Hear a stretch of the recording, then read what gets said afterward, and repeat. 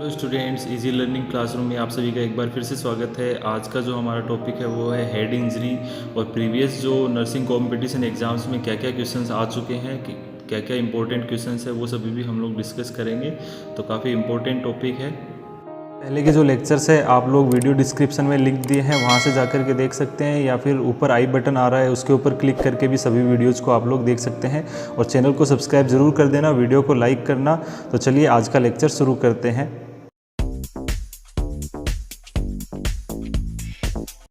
तो सबसे पहले हम लोग पढ़ते हैं कि हेड इंजरी कितने टाइप से हो सकती है।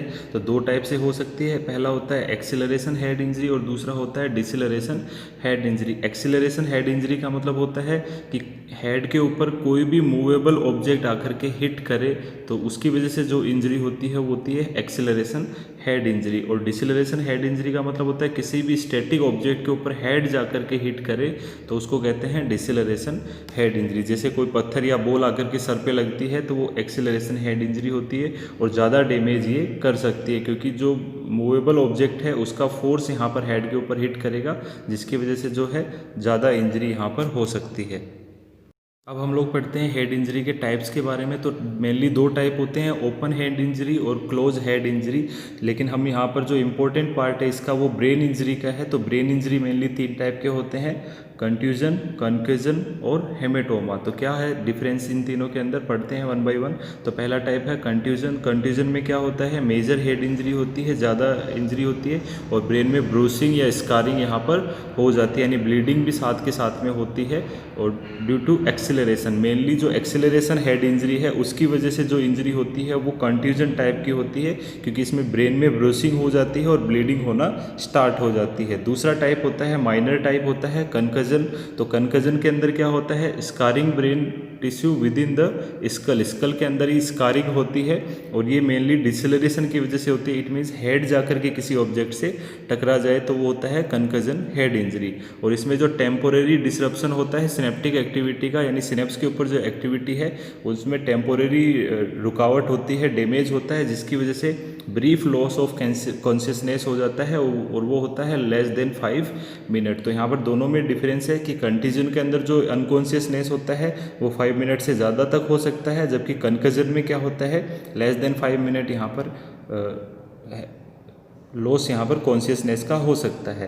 देन यहाँ पर आता है तीसरा हिमेटोमा। हिमेटोमा का मतलब होता है कि ब्लड का बड़ा क्लॉट अगर ब्रेन के अंदर बन जाए ड्यू टू इंटरनल ब्लीडिंग तो उसे हम लोग कहते हैं हिमेटोमा। और हिमेटोमा दो टाइप से बन सकता है। पहला होता है एपिड्यूरल, इट मीन्स ड्यूरामेटर के ऊपर, ऑलरेडी हम लोग पढ़ चुके हैं मेनिंजेस तीन होती है, dura mater, arachnoid matter and pia mater. तो जो ड्यूरामेटर के ऊपर बने तो उसे हम लोग बोलते हैं एपिड्यूरल हिमेटोमा। और ड्यूरामेटर के नीचे ब्रेन की तरफ बनता है तो उसे हम लोग बोलते हैं सबड्यूरल हेमेटोमा।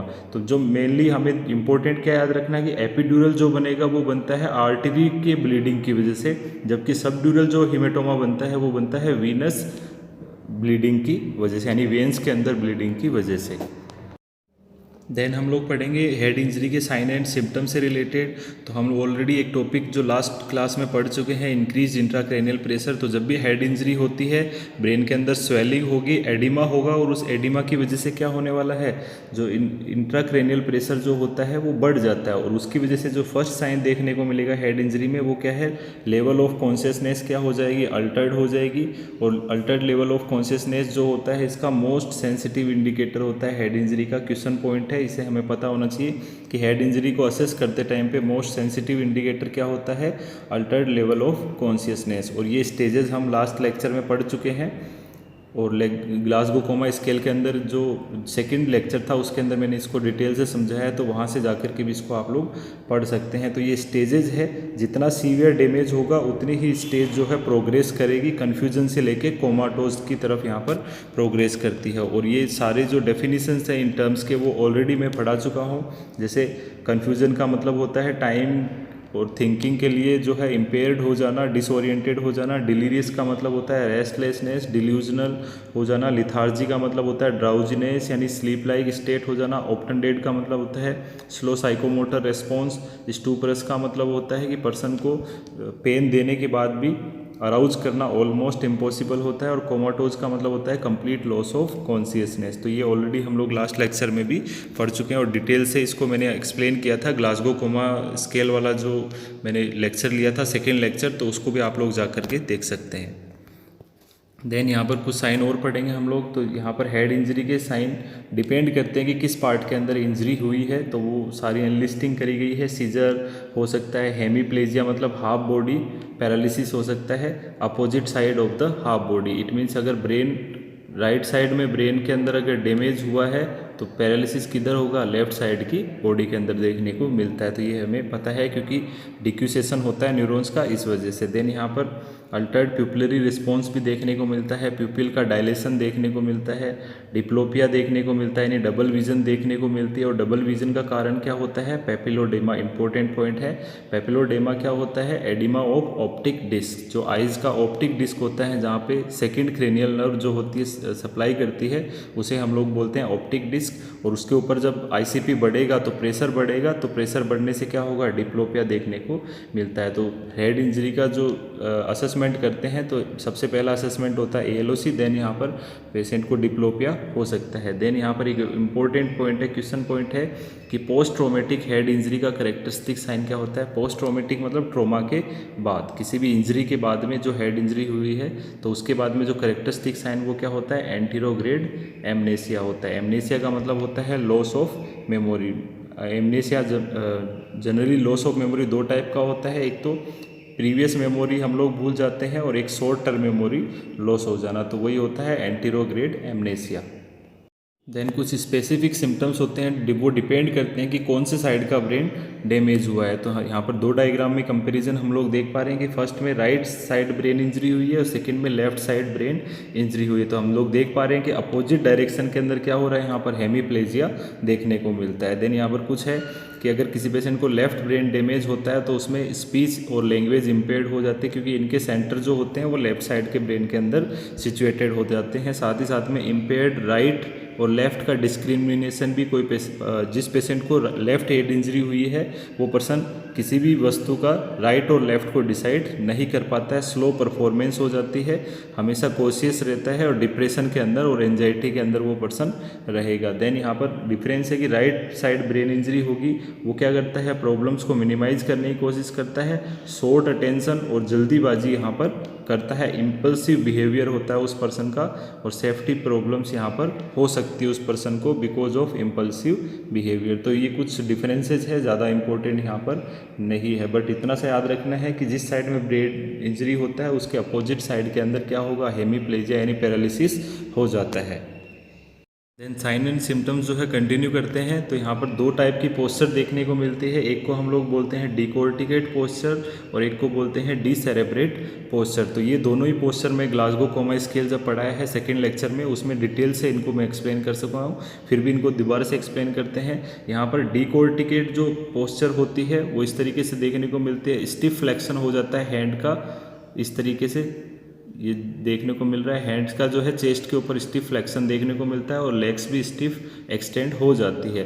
तो स्टिफ फ्लेक्शन जो देखने को मिलता है उस कंडीशन को हम लोग बोलते हैं डिकोर्टिकेट। और ऐसी कंडीशन क्यों होती है, due to damage of corticospinal tract, यानी सेरेब्रल कॉर्टेक्स के जो न्यूरॉन्स होते हैं उनके डैमेज होने की वजह से, जिनको अपर मोटर न्यूरॉन्स भी हम लोग बोलते हैं, उनके डैमेज होने की वजह से ऐसी पोस्चर देखने को मिलती है। और ग्लासगो कोमा स्केल के अंदर हम लोग ने मोटर रिस्पॉन्स में इसको हमने 3 स्कोर यहाँ पर दिया था, तो ऑलरेडी ये हम पढ़ चुके हैं। दूसरा जो है, अगर लेग्स इस तरीके से एक्सटेंड हो जाए, एक्सटेंशन देखने को मिले, ऊपर वाली कंडीशन में क्या थी, हैंड्स का फ्लेक्शन था, यहाँ पर हैंड्स का क्या देखने को मिल रहा है, हमें एक्सटेंशन देखने को मिल रहा है। तो इस तरीके से अगर एक्सटेंशन देखने को मिलेगा तो इस कंडीशन को हम लोग बोलते हैं डिसेरेब्रेट। और ये जो होता है ऐसी कंडीशन वो होती है due to upper brain stem damage. Brain stem हम लोग ऑलरेडी पढ़ चुके हैं, mid brain pons and medulla oblongata इसके अंदर आते हैं। तो अगर अपर ब्रेन स्टेम में डैमेज हो जाता है तो इस तरीके की पोस्चर जो है मोटर रिस्पॉन्स देखने को मिलता है। और इसको हमने ग्लासगो कोमा स्केल के अंदर जो मोटर रिस्पॉन्स में कितना स्कोर दिया था, 2 स्कोरिंग यहाँ पर हमने दी थी। तो डिटेल से हम लोग पढ़ चुके हैं लेक्चर 2 के अंदर, फिर भी मैं आगे ब्रीफ आउट इसको करने की कोशिश करूँगा। देन यहाँ पर हम लोग पढ़ेंगे अलार्मिंग साइन या फिर डेंजर साइन या फिर warning sign of head injury या ब्रेन इंजरी। तो यहाँ पर 3 साइन हम लोग पढ़ने वाले हैं। पहला होता है CSF लीकेज, दूसरा होता है बैटल साइन और थर्ड होता है लो सेरेब्रल परफ्यूजन प्रेशर। तो जस्ट लास्ट लेक्चर जो हमारा था 34th लेक्चर था, उसके अंदर इसको डिटेल से मैंने CPP को एक्सप्लेन किया है, फिर भी इसको डिस्कस करेंगे। तो पहला जो वार्निंग साइन है वो होता है CSF लीकेज। नोज या फिर ईयर के थ्रू CSF लीकेज होने लग जाए तो उस कंडीशन को हम लोग अलार्मिंग साइन मानते हैं और इसे हम लोग हेलो साइन के नाम से भी जानते हैं। हेलो टेस्ट के थ्रू इसको हम लोग देखते हैं, इसे हम लोग CSF राइनोरिया भी बोल सकते हैं। और इसमें जो नर्सिंग रिस्पॉन्सिबिलिटी होती है वो क्या होती है, स्टेराइल लूज ड्रेसिंग अप्लाई करना रहता है जहाँ से भी CSF लीकेज हो रहा है। तो इस टेस्ट को करने के लिए क्या करेंगे, हम लोग एक टिश्यू पेपर लेते हैं और जो भी नोज से जो सिक्रीशन आ रहा है उसकी ड्रॉप जो होती है उस टिश्यू पेपर के ऊपर हम लोग डालते हैं, जैसा कि डायग्राम में दिख रहा है। और इस तरीके से क्या होगा, सेंट्रली ब्लड क्लॉट होगा और साइड में जो हेलो दिखाई दे रहा है हमें, हेलो मतलब राउंड सर्कल जो दिखाई दे रहा है लाइट कलर का, अगर ऐसा टेक्सचर बन रहा है इट मीन्स ये CSF को इंडिकेट करता है, यानी वहाँ पर CSF प्रेजेंट है। तो ये हेलो साइन कहलाता है, काफ़ी इंपॉर्टेंट है एग्जाम पॉइंट ऑफ व्यू से भी, हमें डायग्राम को देख करके ये समझ में आना चाहिए। देन दूसरा होता है बैटल साइन। बैटल साइन भी वार्निंग साइन है। इसके अंदर क्या होगा, ये कॉन्ट्यूजन को इंडिकेट करता है, यानी हमने शुरू में जो 3 इंजरी पढ़ी थी, कंकजन, कंट्यूजन और हेमेटोमा, तो अगर बैटल साइन देखने को मिलता है तो वो सीवियर हेड इंजरी है और वो कंट्यूजन को रिप्रेजेंट करता है। और ऐसा ये जो ईयर के पीछे की तरफ जो मेस्टोइड प्रोसेस होता है उस जगह पे क्या होगा, यहाँ पर एकाइमोसिस देखने को मिलता है। एकाइमोसिस का मतलब क्या होता है, bluish discolouration of the skin due to internal subcutaneous bleeding. Skin के नीचे अगर ब्लीडिंग हो जाती है तो उस कंडीशन को हम लोग क्या बोलते हैं, अकाइमोसिस बोलते हैं, इंपॉर्टेंट टर्म है। और ये जो साइनोसिस यहाँ पर देखने को मिल रहा है हेड के पीछे मेस्टोइड प्रोसेस के ऊपर, इसे हम लोग बैटल साइन के नाम से जानते हैं। इट मीन्स यहाँ पर कंट्यूजन पर्सन को हो चुका है। एंड तीसरा अलार्मिंग साइन क्या होता है, वो होता है लो सेरेब्रल परफ्यूजन प्रेशर। सेरेब्रल मतलब ब्रेन, परफ्यूजन मतलब ब्लड सप्लाई। तो ब्रेन में ब्लड सप्लाई के लिए एक नॉर्मल प्रेशर मेंटेन रहना चाहिए, उसे हम लोग बोलते हैं CPP। उससे अगर कम प्रेशर हो जाएगा तो वो वार्निंग साइन होता है, क्योंकि उससे ज़्यादा ब्रेन इंजरी हो सकती है। तो अगले डायग्राम में हम लोग इसको दोबारा से रिपीट कर रहा हूँ, लास्ट लेक्चर में इसको ऑलरेडी मैं पढ़ा चुका हूँ, फिर भी फास्ट रिपीट करते हैं कि CPP क्या होता है, मीन आर्टीरियल प्रेशर और ICP का डिफरेंस। तो मीन आर्टीरियल प्रेशर क्या होता है, ऑलरेडी हम लोग जानते हैं 93 mm ऑफ Hg, और ICP नॉर्मल कितना होता है 5 to 15 mm of Hg। Mean arterial pressure अगली स्लाइड में बताऊंगा कैसे निकालते हैं, और लास्ट लेक्चर में भी इसको मैं एक्सप्लेन कर चुका हूं। तो MAP में से अगर ICP का डिफरेंस होगा वो क्या होता है, सेरेब्रल परफ्यूजन प्रेशर। तो यहाँ पर नॉर्मल जो CPP आता है वो कितना आता है, 70 से 85 mm ऑफ Hg जो नॉर्मल CPP मेंटेन रहना चाहिए। अगर 70 से कम अगर CPP जा रहा है, इसका मतलब ब्रेन के अंदर जो नॉर्मल परफ्यूजन वहाँ पर नहीं हो पा रहा है। अगली स्लाइड में हम लोग देखते हैं मीन आर्टीरियल प्रेशर कैसे निकालते हैं। नॉर्मली हमें पता है ब्लड प्रेशर कितना होता है, 120/80 mm ऑफ Hg होता है। तो यहाँ पर इसको सिस्टोलिक प्रेशर बोलते हैं, इसको डायस्टोलिक प्रेशर बोलते हैं। तो ये फॉर्मूला होता है, इंपॉर्टेंट है, सिस्टोलिक BP × 2 × डायस्टोलिक BP/3। तो इस फॉर्मूला में ये वैल्यू रखेंगे तो ऑलमोस्ट जो है 93 mm ऑफ Hg हमारा मीन आर्टीरियल प्रेशर यहाँ पर आता है। तो इस स्लाइड को दोबारा से बैक करते हैं हम लोग। तो CPP क्यों ज़रूरी है, हमें पता है कि MAP की वजह से तो ब्लड कहाँ तक पहुँचता है, ब्रेन तक, लेकिन CPP की वजह से क्या होता है, ICP की वजह से क्या होता है, अगेंस्ट प्रेशर होता है। जैसे ये हम लोग समझते हैं हेड हो गया, तो हेड के अंदर ब्लड पहुंचने के लिए कौन रिस्पॉन्सिबल है, MAP, लेकिन अंदर ICP जो है वो क्या करता है, इसको आने से, ब्लड को आने से रोकेगा। तो हमें पता है कि ICP जितना बढ़ेगा उतना ही क्या होगा, MAP को ज़्यादा यहाँ पर होना पड़ेगा। लेकिन MAP तो फिक्स है क्योंकि वो हार्ट के थ्रू पंपिंग हो रही है, लेकिन अगर ICP बढ़ जाता है तो ये डिफरेंस क्या होने वाला है, कम। जैसे नॉर्मल MAP कितना है 93 और नॉर्मल ICP कितना होता है 5 से 15। तो सपोज कीजिए ICP बढ़ जाता है, बढ़ करके ICP हो गया 30, तो यहाँ पर ये जो डिफरेंस है वो कितना होगा, लगभग 63 के आसपास यहाँ पर देखने को मिलेगा। तो अगर इस तरीके से होगा तो ब्रेन के अंदर ब्लड सप्लाई ईजी नहीं हो पाएगी और ब्रेन डेथ होने की संभावना बढ़ जाएगी। तो CPP को मॉनिटर करना भी बहुत ज़रूरी होता है। देन हम लोग पढ़ेंगे कि कौन कौन से डायग्नोस्टिक इन्वेस्टिगेशंस हैं जिनके थ्रू हम लोग हेड इंजरी के बारे में असेस करते हैं। तो सबसे पहले हम लोग जैसा कि पढ़ते हैं physical examination and history collection. Then यहाँ पर इंपॉर्टेंट होता है ग्लासगो कोमा स्केल। तो ग्लासगो कोमा स्केल को हम लोग रैपिड न्यूरोलॉजिकल एग्जामिनेशन भी बोलते हैं। तो लेक्चर 2 को आप लोग जरूर जा करके देखिए इसको डिटेल से समझने के लिए। ग्लासगो कोमा स्केल से हम लोग हेड इंजरी की सीवियरिटी के बारे में पता लगाते हैं। तो यहाँ पर then CT scan, MRI, X-ray, ECG इनके थ्रू भी हम लोग इनकी सीवियरिटी का पता लगा सकते हैं। देन यहाँ पर ग्लासगो कोमा स्केल की ब्रीफिंग मैं करना चाहूँगा। यहाँ पर ग्लासगो कोमा स्केल जो होता है इसका मिनिमम स्कोर क्या होता है 3 होता है और मैक्सिमम स्कोर कितना होता है 5 होता है। क्योंकि हम लोग देख पा रहे हैं आई रिस्पॉन्स जो होता है मिनिमम 1 होता है मैक्सिमम 4, वर्बल रिस्पॉन्स जो होता है मिनिमम 1 मैक्सिमम 5 और मोटर रिस्पॉन्स जो होता है मिनिमम 1 मैक्सिमम 6। तो मिनिमम से मिनिमम अगर 1 + 1 + 1 होगा तो कितना स्कोर होगा 3 और मैक्सिमम से मैक्सिमम कितना होगा 4 + 5 + 6। तो मैक्सिमम स्कोर कितना होता है 15 यहाँ पर हो सकता है। तो ये इसकी स्कोरिंग होती है। देन यहाँ पर हम लोग ब्रीफ आउट करता हूँ फास्टली इसको। अगर पर्सन हेड इंजरी के बाद आइज ओपन कर रहा है स्पॉन्टेनियसली तो आइज में मैक्सिमम स्कोर 4 देते हैं। अगर आंखें अगर खोल रहा है ओनली साउंड देने पे तो 3 स्कोर देते हैं। पेन देने पे ओनली खोल रहा है तो 2 स्कोर देते हैं। और ओपन नहीं कर रहा है इवन आफ्टर पेन स्टिमुलाई तो स्कोर कितना देते हैं 1 यहाँ पर देते हैं। ऐसे ही वर्बल के अंदर हम लोग देखते हैं ओरिएंटेड स्पीच है तो 5 स्कोर, कन्फ्यूज्ड है तो 4 स्कोर, ओनली इनअप्रोप्रिएट वर्ड्स कर रहा है तो 3 स्कोर, ओनली साउंड्स प्रोड्यूस कर रहा है कोई वर्ड्स नहीं है तो यहाँ पर 2 स्कोर देते हैं और कोई भी रिस्पॉन्स नहीं है वर्बल रिस्पॉन्स नहीं है तो 1 स्कोर इसमें हम लोग देते हैं। ऐसे ही मोटर के अंदर कमांड्स को पालना कर रहा है ओबे कर रहा है तो 6 स्कोर देते हैं। लोकलाइज मूवमेंट कर रहा है ओनली पेन के अगेंस्ट तो वहाँ पर 5 स्कोर देते हैं। पेन के अगेंस्ट ओनली ऑर्गन्स को विड्रॉ कर रहा है तो 4 स्कोर देते हैं। डीकोर्टिकेट जो अभी हमने पढ़ा था अगर ऐसा पोस्चर है तो 3 स्कोर देते हैं। डीसेरेब्रेट है जो सेकेंड इमेज हमने पढ़ा था तो उस अगर ऐसा पोस्चर है यानी एक्सटेंशन वाला पोस्चर है तो यहाँ पर 2 स्कोर देते हैं। और अगर कोई भी मूवमेंट नहीं है बॉडी के अंदर तो नो रिस्पॉन्स यहाँ पे यानी 1 स्कोर हम लोग दे सकते हैं। तो इस तरीके से हम लोग ग्लासगो कोमा स्केल के अंदर स्कोरिंग कर सकते हैं। ये मैंने ट्रिक भी बताई थी उस क्लास के अंदर आप लोगों को। तो ट्रिक को समझने के लिए भी आप लोग उस वीडियो को जा करके देख सकते हैं ताकि ये जो स्कोर है उनको कभी रटना नहीं पड़े, इसको ईजिली हम लोग याद कर पाएँ। देन यहाँ पर एक जो डायग्नोस्टिक इन्वेस्टिगेशन होता है जनरली उसे हम लोग बोलते हैं लंबर पंक्चर। तो लंबर पंक्चर के थ्रू भी हम लोग जनरली जो है सीएसएफ प्रेशर को आइडेंटिफाई कर सकते हैं। लेकिन जब भी हेड इंजरी के केस में अगर आईसीपी बहुत ज़्यादा बढ़ जाए, आईसीपी जो है सीवियरली इंक्रीज हो जाए तो वहाँ पर लंबर पंक्चर जो होता है कॉन्ट्रा इंडिकेटेड होता है, उसको नहीं परफॉर्म करना चाहिए। क्यों नहीं परफॉर्म करना चाहिए? क्योंकि वो ब्रेन स्टेम को हर्निएट कर सकता है।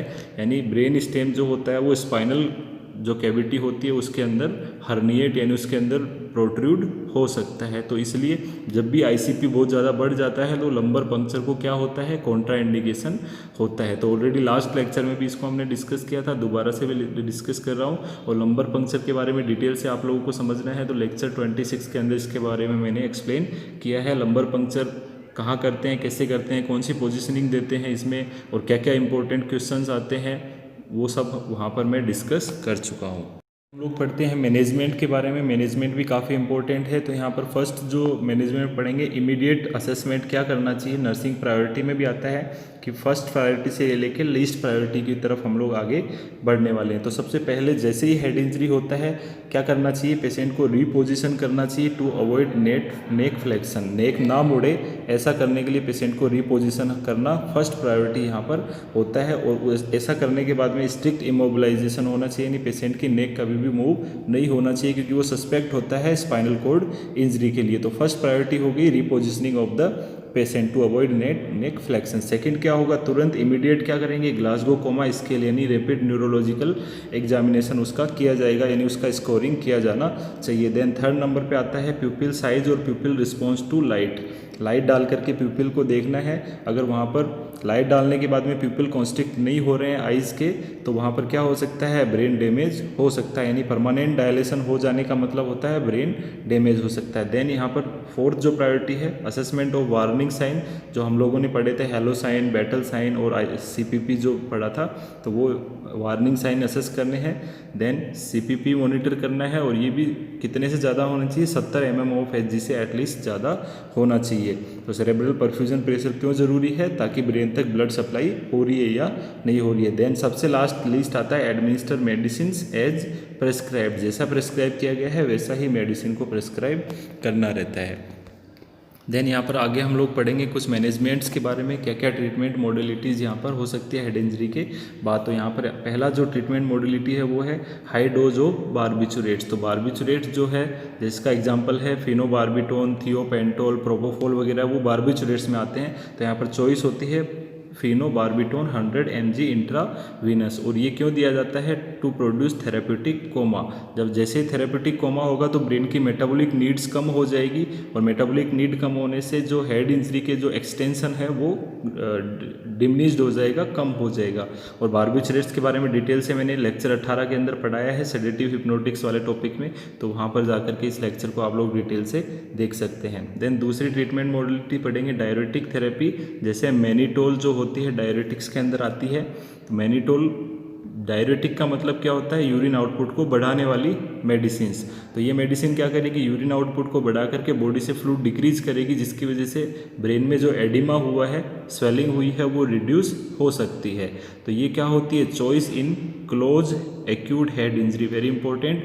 जब भी एक्यूट क्लोज हेड इंजरी होती है तो वहाँ पर ICP बढ़ने के चांसेस ज़्यादा हो जाते हैं। जनरली ओपन इंजरी में ब्लड लॉस होने की वजह से ICP कम बढ़ता है, लेकिन क्लोज इंजरी में ICP ज़्यादा बढ़ने की पॉसिबिलिटी है, इसलिए वहाँ पर चॉइस क्या होती है, डायरेटिक्स वहाँ पर चॉइस ऑफ ट्रीटमेंट हो सकता है। देन यहाँ पर एंटी कन्वर्जेंट दे सकते हैं, लेक्चर 24 में इनके बारे में मैंने डिटेल से आप लोगों को पढ़ाया है, तो वो भी देख सकते हैं। तो एंटी कन्वर्जेंट क्या होती है, जब भी कन्वर्जन या एपिलेप्सी होती है, पेशेंट को सीजर्स आते हैं, तो उसके लिए ये दे सकते हैं। देन ऑक्सीजन थेरेपी और फ्लूइड रेस्ट्रिक्शन करते हैं। और पोजीशन क्या होती है, बेड के जो हेड होता है उसको अप टू 30 डिग्री एलिवेट कर देते हैं, जिससे कि ICP जो है कम हो सके। इसलिए बेड के पोजीशन को कितना रखना चाहिए, 30 डिग्री पे मैक्सिमम एलिवेट कर सकते हैं। इससे ज़्यादा एलिवेट करेंगे तो नेक फ्लेक्शन हो सकता है, जिससे पर्सन को नेक इंजरी यानी स्पाइनल इंजरी होने के चांसेस है। तो ये हम लोग आगे समझने वाले हैं।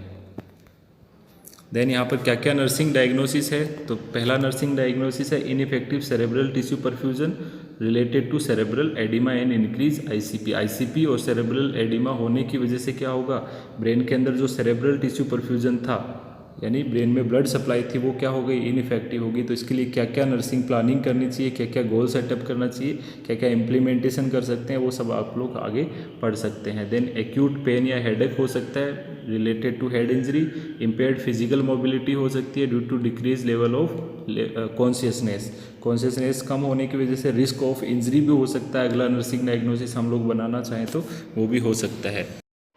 अगर आप लोगों को ये लेक्चर समझ में आया है तो आगे 6 क्वेश्चंस मैंने दिए हैं, उन 6 क्वेश्चंस का आप लोग कमेंट बॉक्स के अंदर आंसर देने की कोशिश ज़रूर करें, ताकि मुझे पता लगे कि आप लोगों को ये टॉपिक अच्छे से समझ में आया या नहीं आया। लेकिन उससे पहले आप लोग अगर चैनल को सब्सक्राइब नहीं किया है तो सब्सक्राइब ज़रूर कर देना, और वीडियो को लाइक ज़रूर करना, और वीडियो को शेयर भी करना अपने फ्रेंड्स के साथ। तो चलिए पहला क्वेश्चन शुरू करते हैं। तो पहला क्वेश्चन क्या है कि a 40-year-old person diagnosed with closed acute head injury, closed acute head injury से डायग्नोस हुआ है, admitted to the rehabilitation department, which medication could be order to avoid increase ICP। इनमें से कौन सी मेडिसिन देना चाहिए पेशेंट को ताकि पेशेंट का ICP ना बढ़े। तो ऑलरेडी मैनेजमेंट में मैं पढ़ा चुका हूँ, तो क्या इसका आंसर होना चाहिए आप लोग बता सकते हैं कमेंट बॉक्स के अंदर। ऑस्मोटिक डायरेटिक देना चाहिए, एंटी कोगुलेंट्स देने चाहिए, एंटी कन्वर्जेंट्स देने चाहिए, या फिर प्रोटोन पंप इनहिबिटर्स देने चाहिए। दूसरा क्वेश्चन है A 22-year-old patient is admitted with a closed head injury. His intracranial pressure increases. उसका ICP बढ़ रहा है. Which intervention should the nurse perform first? Nurse को इनमें से कौन सा इंटरवेंशन सबसे पहले करना चाहिए? रीपोजिशनिंग करना चाहिए पेशेंट को, IV मैनिटोल देना चाहिए, या फिर ऑक्सीजन रेट बढ़ा देना चाहिए, या फिर फिनोबार्बिटोल 100 mg उसको देना चाहिए। तो क्या करना चाहिए सबसे पहला, क्या इसका आंसर होना चाहिए? तो आप लोग जो प्रायोरिटी वाला जो मैंने समझाया था उसके अंदर से बता सकते हैं। थर्ड क्वेश्चन है, a 30-year-old patient is admitted to the hospital with subarachnoid haemorrhage. Subarachnoid haemorrhage हुआ है, has complain of severe headache, nausea, vomiting. Lumbar puncture would be contraindicated to this client because. Lumbar puncture इस patient में contraindicated है, क्यों, क्या इसका कारण है? आईसीपी बढ़ा हुआ है इसलिए, उसको वोमिटिंग आ रही है इसलिए, उसको मैकेनिकल वेंटिलेशन की ज़रूरत है इसलिए, या फिर रिस्क ऑफ इन्फेक्शन है इसलिए। तो क्या आंसर होना चाहिए, किस वजह से उसको लंबर पंक्चर कॉन्ट्राइंडिकेटेड है? तो इसमें आप लोग आंसर दे सकते हैं। फोर्थ क्वेश्चन है, which of the following is first sign of increase ICP after head injury. ICP बढ़ने का फर्स्ट साइन यहाँ पर क्या है इनमें से? Bradycardia, hypertension, increase urine output, wide pulse pressure, या फिर रेस्टलेसनेस और एंड कन्फ्यूजन। तो क्या इसका आंसर होना चाहिए? लास्ट जो लेक्चर था उसके अंदर भी इसको डिटेल से मैंने आईसीपी को एक्सप्लेन किया है, यहाँ पर भी ब्रीफली एक्सप्लेन किया है, तो आप इसका आंसर दे सकते हैं। देन यहाँ पर फिफ्थ क्वेश्चन है कि you are assessing a head injury patient. आप एक हेड इंजरी के पेशेंट को असेस कर रहे हो और आपने रैपिड न्यूरोलॉजिकल एग्जामिनेशन, जिसे हम लोग ग्लासगो कोमा स्केल बोलते हैं, वो परफॉर्म कर रहे हो, और आपने नोटिस किया कि patient open his eyes only with pain देने पे ही ओनली आइज ओपन कर रहा है, and he produce abnormal sounds, only abnormal sounds produce कर रहा है विदाउट एनी वर्ड्स, बिना कोई शब्द बोले ओनली साउंड्स प्रोड्यूस करता है वर्बल रिस्पॉन्स में। और उसकी बॉडी पोस्चर जो है इन शोन इमेज, इस गिवन इमेज के अंदर उसकी बॉडी पोस्चर दिया गया है कि इस तरीके की उसकी बॉडी पोस्चर है। तो उसका ग्लासगो कोमा स्केल स्कोर जो है वो कितना होगा? यहाँ पर स्केल लिखा है, इसे हम लोग स्कोर पढ़ेंगे, तो उस पर्सन का ग्लासगो कोमा स्कोर कितना होना चाहिए आप लोग कैलकुलेट करके इसका आंसर दे सकते हैं। 6, 7, 8 या 9 क्या होना चाहिए? तो ईजी है, इसको आप लोग बता सकते हैं। देन सिक्स्थ क्वेश्चन जो है, scarring of brain within skull mainly due to acceleration head injury that result in temporary disruption of synaptic activity and brief loss of consciousness less than 5 minute is known as. अगर ऐसा होता है 5 minute से कम हो रहा है और scarring of brain है और सिनेप्टिक एक्टिविटी डिस्टर्ब हुई है लेकिन शॉर्ट टाइम के लिए, तो उस टर्म को आप लोग क्या कहेंगे? हीमेटोमा कहेंगे, लेक्रेशन कहेंगे, कंट्यूजन कहेंगे, या फिर कनकजन कहेंगे। तो ऑलरेडी जो हम लोगों ने टाइप्स पढ़े थे उसमें इसको एक्सप्लेन किया है। तो इन सभी क्वेश्चंस के आंसर आप लोग कमेंट बॉक्स के अंदर देने की कोशिश ज़रूर करें। चैनल को सब्सक्राइब कर देना और वीडियो को लाइक और शेयर ज़रूर करना और बेल आइकन पे ज़रूर क्लिक करना ताकि रेगुलर वीडियो अपडेट्स आप तक पहुंच सके। Thank you very much.